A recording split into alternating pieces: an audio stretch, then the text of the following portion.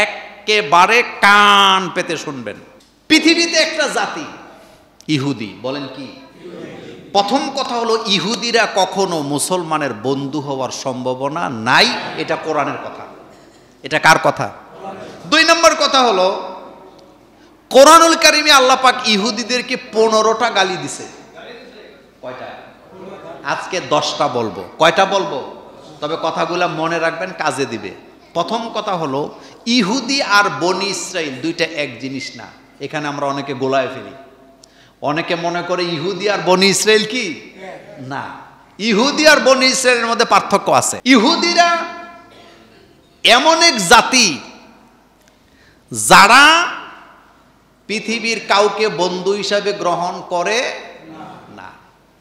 তার মূল কারণ হলো তারা মনে করে পৃথিবীতে তারা একমাত্র জাতি, তারা মর্যাদাশীল, তারা গৌরবের, আল্লাহর সাথে একমাত্র তাদেরই সম্পর্ক আছে।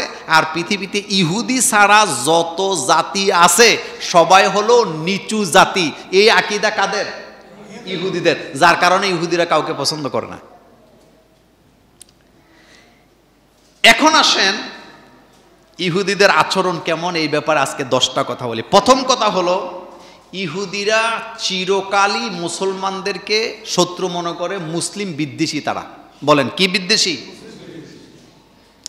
মুসলিম বিদ্বেষী। তারা কখনোই মুসলমানকে বন্ধু বলে গ্রহণ করে না। দেখবেন তারা সবসময় মুসলমানদের উপরে অত্যাচার করতেই থাকবে, এবং তারা যদি মারে আমেরিকা চুপ, কিন্তু অন্যরা যদি একটা মারে আমেরিকার এখন খবরদারি আছে না নাই? আছে। এটা আন্তর্জাতিক বিষয়, এটা নিয়ে কথা বলি না। তবে তোমরা যারা এটা রেকর্ড করতেছো, এটা ছাড়ার সময় সাবধানে ছাড়বা। কারণ এই ইউটিউব বলেন, ফেসবুক বলেন, সোশ্যাল মিডিয়া বলেন, এটা মূলত কাদের দখলে? আস্তে, কাদের দখলে? ইহুদিদের দখলে। এই জন্য এই জায়গায় একটু কি থাকবা? সাবধান থাকবা। প্রথম কথা হলো তারা চিরকাল মুসলমানদের শত্রু। তারা কখনো মুসলমানদের বন্ধু হওয়ার কোনো সম্ভাবনা নাই, এবং তারা মুসলমানদেরকে মনে করে মুসলিমরা হলো সবচেয়ে কি নিচু জাতি। বলেন কি জাতি? 2 নাম্বার, এই ইহুদিরা মূলত কাপুরুষ। তারা কি? এই যে হামলা টামলা করে, এগুলো মূলত কাপুরুষিচতের কারণে করে। কেন করে? তারা মনে করে মুসলমানদের কাছে অস্ত্র থাকলে আমাদেরকে মারবে, এই জন্য তারা বিড়ালের মতো আগে আগে হামলা করে। দেখবেন কোনো প্রাণী, কুকুর যদি বিড়ালকে হামলা করতে যায়, তো কুকুর কিন্তু বিড়ালের তুলনায় সাইজে একটু কি বড়, কিন্তু বিড়াল এত চালাক, কুকুর হামলা করার আগেই বিড়ালের নাকে মুখে কি মারে? খামসি মারে। বলেন কি মারে? এই যে খামসিটা মারছে, এটা মূলত তার দুর্বলতা। বলেন এটা তার কি? এই যে ইহুদিরা মুসলমানদের উপরে আক্রমণ করে, এটা হলো ইহুদিদের কি দুর্বলতা। আল্লাহর নবী সাল্লাল্লাহু আলাইহি ওয়াসাল্লাম মুসলিমের হাদিসে বলেছেন, কিয়ামত পর্যন্ত ইহুদিরা আমার উম্মতের উপরে বিজয় লাভ করতে পারবে না। এমন একটা সময় আসবে আমার উম্মতেরা ইহুদিদেরকে ধরে ধরে হত্যা করবে। ইহুদিরা দিক বিদিক ছুটতে থাকবে। একটা সময় আমার উম্মতের ভয়েতে ইহুদিরা গাছের আড়ালে যায় দাঁড়াবে। গাছ চিৎকার করে ডেকে বলবে, ও নবীর উম্মতেরা আসো, আমার পেছনে ইহুদি আছে, তোমরা তাকে ধরে নিয়ে যাও। আল্লাহু আকবার। আসে না? ইহুদিরা গাছের আড়ালে লুকাবে। গাছ বলবে, ও মুসলমান নবীর উম্মতেরা আসো, আমার পেছনে ইহুদি আছে। ইহুদিরা পাহাড়ের চিপায় লুকাবে। পাহাড় চিৎকার করে বলবে, ও মুহাম্মদ সাল্লাল্লাহু আলাইহি ওয়াসাল্লামের উম্মতেরা আসো, আমার কি বলে গুহার মধ্যে কে লুকাইছে? ইহুদি লুকাইছে। ইহুদিদের কোনো ভূমি নাই। বলেন কি নাই? এই যে আপনারা একটা ইসরায়েল রাষ্ট্র বলেন না, ইসরায়েল রাষ্ট্র বলতে পৃথিবীতে কোনো রাষ্ট্র নাই। মূলত আরব দেশের বিভিন্ন জায়গা থেকে, পশ্চিমা দেশ থেকে ইহুদিরা এসে এক জায়গায় কি হয়েছে? জড়ো হয়েছে। নদীর কাছাকাছি একটা জায়গায় জড়ো হইতে হইতে হইতে হইতে নিজেদেরকে এমনভাবে শক্তিশালী করছে, এখন বলতেছে জায়গাটা আমাদের। জায়গাটা কি? এটাকে বলে জবরদখল করা। কি দখল? যেমন আপনি জুমুরে 10 ঘন্টা জায়গা কিনছেন, কিনার পরে বাউন্ডারি করছেন, করার পরে আপনি চিন্তা করলেন যে আমার এই বাড়িটা পাহারা দেওয়ার জন্য তো একটা লোক দরকার। তা আপনি একটা গরিব মানুষ, যার কোনো জমি জামা ভিটা কিছুই নাই, তারে আপনি বলছেন তোমার তো থাকার জায়গা নাই, তা আমি তো এখন এটাতে বাড়িও করব না, জায়গাটা পাহারা দেওয়ার দরকার, তুমি একটা ছোট্টখাট্ট ঘর বানাই আপাতত এখানে থাকো, আমি যখন চাইবো তুমি ফেরত দিয়ে দিবা। এখন ওই লোক আপনার জমিতে ঘর বানাইয়া জাল দলিল বানাইছে। কি বানাইছে? আর গোপনে গোপনে আপনার চাইতে অস্ত্রে শস্ত্রে ক্ষমতায় কি হয়েছে, অনেক শক্তিশালী হয়েছে। ছেলে মেয়েদেরকেও ভালো লেখাপড়া করাইয়া বিজ্ঞানী বুদ্ধি টুদ্ধি খুব শিখাইয়া আপনার চাইতে অনেক প্রভাবশালী হইয়া এখন যখন আপনি জমি ফেরত চাইছেন, কইতেছে তুমি কার খালু, জমি তো আমার, জমি আমার। সেম অবস্থাটা ইহুদিদের ক্ষেত্রে হয়েছে। মূলত ইহুদিরা এখানে ছিল না, কিন্তু আমেরিকা তাদের জাতীয় বাজেটের মধ্যে ইহুদিদের জন্য একটা কি রাখে, আলাদা একটা বাজেট রাখে। তারাই মূলত এখানে এটা করছেন। আল্লাহ রাব্বুল আলামিন বলছেন তাদের হৃদয়ের ভিতরে সবসময় এই ভয় চিন্তা করে। শুনলে আশ্চর্য হবেন, ইহুদিদের ব্যাপারে তাদের ধর্মীয় গ্রন্থে একটা ভয়ানক ভবিষ্যৎবাণী আছে। সেই বাণীটা হলো, প্রত্যেক ইহুদিরা এক জায়গায় জমা হয়, 80 বছর পর পর তারা সেখান থেকে কি হয়, বিতাড়িত হয়। অর্থাৎ ইহুদি রাষ্ট্র যখনই কায়েম করতে চায়, ইহুদিদের এই রাষ্ট্র কায়েম রাজত্ব 80 বছর পর পর কি হয়ে যায়, ধ্বংস হয়ে যায়। এখন এই দাপে 80 বছর হইতে আর 4-5 বছর বাকি আছে। এই জন্য তাদের মাথা কি হয়ে গেছে, এখন খারাপ হয়ে গেছে যে আমাদের ভবিষ্যৎ কি। আপনি কি জানেন এই যুদ্ধে হাজার হাজার ইহুদিরা নৌকা দিয়া, তারপরে জাহাজ দিয়া, লঞ্চ দিয়া সাইপ্রাসে পালায় গেছে। কোথায় পালায় গেছে? সাইপ্রাসে চলে গেছে। এক কথায় যদি বলি তাহলে বিষয়টা এই রকম যে তাদের নিজস্ব কোনো ভূমি নাই, তারা হলো পরগাছা। তারা কি? কিন্তু সারাটা জীবন তারা মুসলমানদেরকে জ্বালাইতেছে। এখনো জ্বালায় নাকি জ্বালায় না? আল্লাহ রাব্বুল আলামিন বলছেন, এই ইহুদিদেরকে তোমরা কখনো এক জায়গায় দেখতে পাবা না, তারা বিভিন্ন জায়গায় যাযাবরের মতো জীবনযাপন করে। 3 নাম্বার আল্লাহ পাক বলছেন তারা আমানতের খেয়ানতকারী। তারা কারো সাথে চুক্তি করলে তারা কখনো চুক্তি ঠিক রাখে না। ইহুদিরা রাসূল সাল্লাল্লাহু আলাইহি ওয়াসাল্লামের কাছে যতবার চুক্তি করছে, সববার চুক্তি কি করছে? ভঙ্গ করছে। এটা তাদের একটা। আর আমানতের খেয়ানত করে। বলেন কি করে? আমানতের খেয়ানত করে। আরেকটা বিষয় হলো তারা হলো সাম্প্রদায়িক। ওই যে একটু আগে বলছিলাম, তারা নিজেদেরকে উঁচু বংশের ছাগল। আর কি বংশের ছাগল? নিজেদেরকে খুব উচ্চ বংশের মনে করে, যার কারণে আল্লাহ রাব্বুল আলামিন তাদের ব্যাপারে বলেছেন তাদের হৃদয়ের মধ্যে কি আছে? রোগ আছে একটা। সেই রোগটা হলো হীনমন্যতা। অন্যের ব্যাপারে তারা কি হীনমন্যতা প্রকাশ করে। প্রত্যেকটা আলোচনার ব্যাখ্যা দিতে পারতাম, কিন্তু ঘড়ির কাঁটা আমাকে সাপোর্ট দিবে না। আরেকটা হলো তাদের মধ্যে হিংসা বেশি। বলেন, ইহুদিদের মধ্যে কি বেশি? হিংসা বেশি। এটা আল্লাহ পাক সূরা নিসার 54 নম্বর আয়াতে বলেছেন এদের মধ্যে হিংসা বেশি।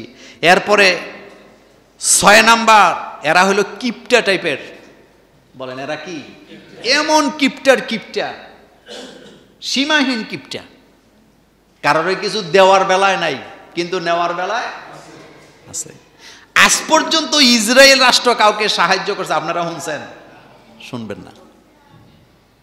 কিন্তু মুসলমান রাষ্ট্রগুলা নিজের কাছে না থাকলেও আরেকজনের বিপদে কি করে? জাপায়া। কিন্তু ইসরায়েলের কাছে আপনি এটা পাবেন না। তারা এমন জাতি, তারা আল্লাহকে গরিব মনে করে। নাউজুবিল্লাহ পড়েন। তারা আল্লাহকে কি মনে করে? গরিব মনে করে। আকরিদুল্লাহ কারদান হাসানা, এই আয়াত নিয়ে তারা সন্দেহ করে। তারা বলে আল্লাহর কাছে যদি টাকা পয়সা থাকতো তাহলে আল্লাহ রাব্বুল আলামিন মানুষের কাছে কেন কর্জে হাসানা চাইছে? এটার ব্যাখ্যা আরেকদিন।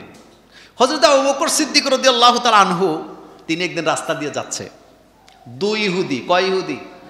রাস্তার পাশে দাঁড়ায় একটা আরেকটারে কয় মুসলমানও গরিব, মুসলমানের নবীও গরিব, মুসলমানের আল্লাহও গরিব। তো তারা দলিল দিতেছে। দলিল হলো তাদের ধর্মীয় গ্রন্থ কোরআনে আসছে আকরিদুল্লাহ কারদান হাসানা, তোমরা কর্জে হাসানা দেও। হযরত আবু বকর সিদ্দিক রাদিয়াল্লাহু তাআলা আনহু এটা শোনার পরে দুইটারে যায় মাইট দিতে লাগছে। তো মাইট তো একসাথে দুইজনকে দেওয়া যায় না, একটা দৌড় দিয়ে চলে গেছে, আরেকটারে দিছে। যেটারে মারছে মোটামুটি বালাই দিছে,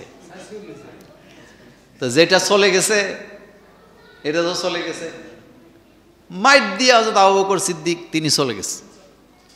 এখন ওইটাই আইসা আরেক ওই যেটারে মাইট দিছে এটারে কান্দে নিয়ে রাসূল সাল্লাল্লাহু আলাইহি ওয়াসাল্লামের দরবারে গেছে। কার দরবারে? একটা আরেকটারে নিয়ে যায়, কয় মুহাম্মদ সাল্লাল্লাহু আলাইহি ওয়াসাল্লাম দেখেন আপনার আবু বকর আমার সাথীকে মাইরা কি করছে। তো রাসূল সাল্লাল্লাহু আলাইহি ওয়াসাল্লাম মনে মনে ভাবতেছে যদি ওমরের কথা বলতো তাইলে বিশ্বাস করতাম, কিন্তু নামটা বলছে কার? সবচেয়ে ঠান্ডা ভদ্র বয়স্ক লোক। রাসূল সাল্লাল্লাহু আলাইহি ওয়াসাল্লাম বলতেছে আচ্ছা তোমরা কি আমার আবু বকরকে চিনো? কয় হ্যাঁ অবশ্যই চিনি, আবু বকরই মাইট দিস। রাসূল সাল্লাল্লাহু আলাইহি ওয়াসাল্লাম মনে মনে আবু বকর তো মারামারি করার মানুষ না। রাসূল সাল্লাল্লাহু আলাইহি ওয়াসাল্লাম দুইজন সাহাবা পাঠাইছে আবু বকরকে আনার জন্য। হযরত আবু বকর সিদ্দিক রাদিয়াল্লাহু তাআলা আনহু কাছাকাছি এসে দেখে যেটারে মাইট দিছে সেটা বসে রয়েছে, আর যেটা মাইর খায় না ওইটা দাঁড়ানো। হযরত আবু বকর সিদ্দিক যখন দেখছে এতে দাঁড়ায় আছে, তিনি নিজের জামার আস্তিন এভাবে উঠাইতেছে। যখন উঠাইতেছে ইহুদি যেটা দাঁড়ানো ছিল এটা দিছে দৌড়। ইহুদিরা সারা জীবন দৌড়ের উপরেই কি থাকে, দেখেন না সাইলেন্ট আবিষ্কার করছে। বিশ্বাস করেন কিনা জানি না, যখন সাইলেন্ট বাজে মাটির নিচে গর্ত বানায় রাখছে সবাই। বাংকার তাদের কোথায়? কারণ তাদের কৃতকর্মের কারণে আল্লাহ সারাটা জীবন তাদেরকে দৌড়ানোর উপরে রাখছে। এখন যখন দৌড় দিছে রাসূল সাল্লাল্লাহু আলাইহি ওয়াসাল্লাম বলেন আবু বকর কি হয়েছে তোমার? একজনকে অনর্থক মারছো, আবার আরেকজনকে মারার জন্য জামার আস্তিন উঠাইতেছো, কি হয়েছে তোমার? আবু বকর সিদ্দিক কয় ইয়া রাসূলুল্লাহ সাল্লাল্লাহু আলাইহি ওয়াসাল্লাম কথা পরে শুনবো, তারে তো দিছি কিন্তু তারে দিতে পারি না, একটু সুযোগ দেন তারে কয়টা দিয়ে নেই। আল্লাহ রাসূল বললেন তুমি একজনকে মারলা আবার আরেকজনকে মারতে চাও? হযরত আবু বকর বললেন রাসূল আমি অনর্থক মারি নাই, এরা এমন এক জাতি যারা আল্লাহ রাসূলকে গালি দেয়, যারা আল্লাহ রাসূলের উপরে তোহমত দেয়।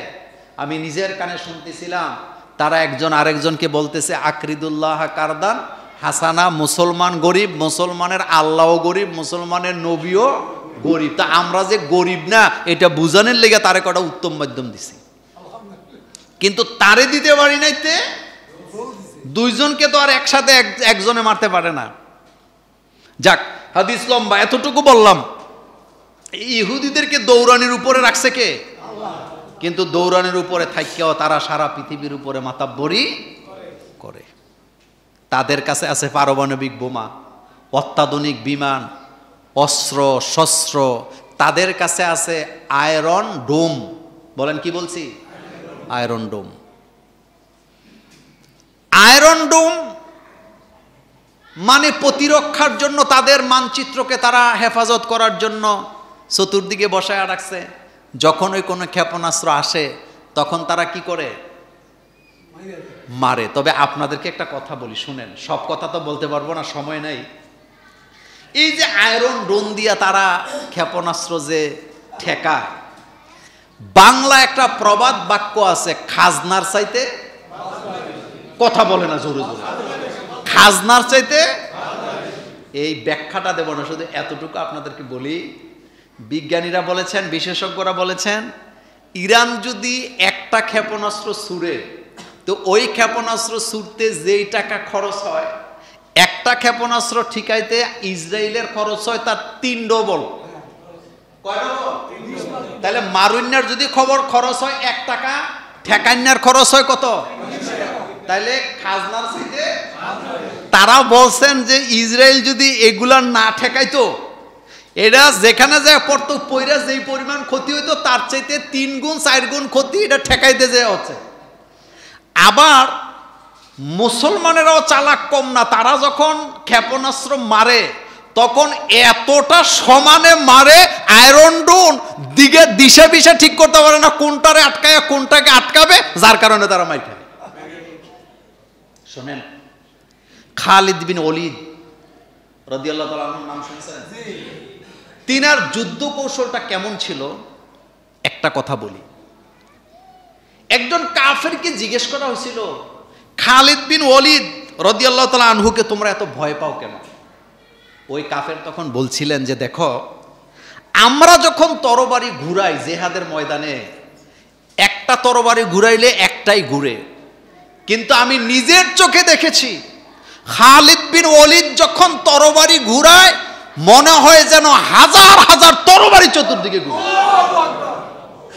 তো তোমরাই বলো, যেই লোকটা একটা তরবারি ঘুরাইলে হাজার হাজার মনে হয়, তার সাথে কি জেহাদে যুদ্ধে জিতা যায়? একমাত্র সাহাবা খালিদ বিন ওলীদ, তিনি ঈমান আনার আগে পরে কোনো যুদ্ধে হার মানে নাই। সুবহানাল্লাহ বলবেন না? সুতরাং মুসলমান কখনো হেরে যায় না, মুসলমান কখনো নিশ্চিহ্ন হয় না।